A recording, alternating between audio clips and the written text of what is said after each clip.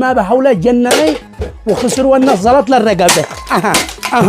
ولا خسر ولا بكي. وهذا الثانية والله ما بكي عصارة.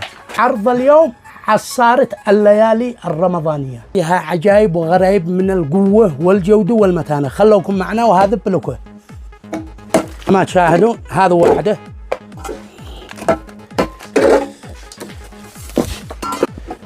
وهذا عصير فاخرها.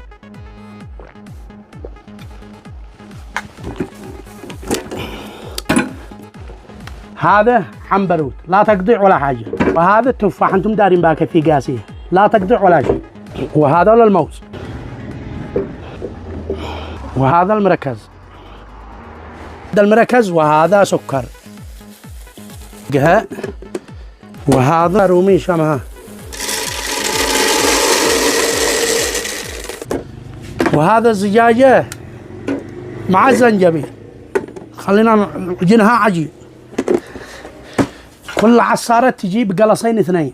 الشكل الجديد معاه مفتاح التوقيت، ابو 3 مفاتيح، ابو مفتاحين والمفتاح الثالث مفتاح التوقيت اللي هو هذا المفتاح. شغلي في المطبخ واخرجي عادي. ترجع لو قد العصارة وقفت لنفسه. ونبدع بايش نبدع؟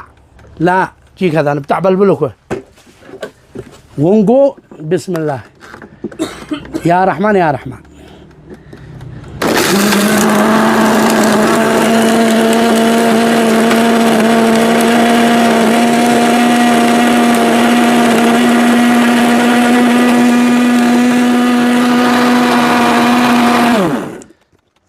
ما شاء الله.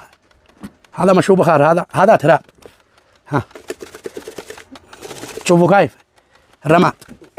الآن الزجاج مع الزنجبيل جاهزين. نقول بسم الله ونبسم الله.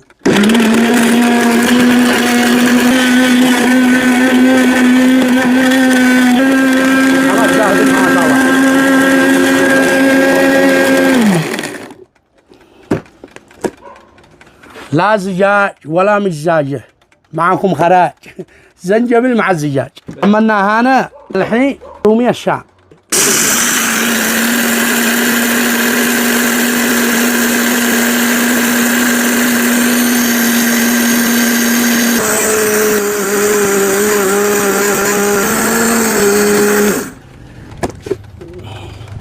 كما تشاهدون ما شاء الله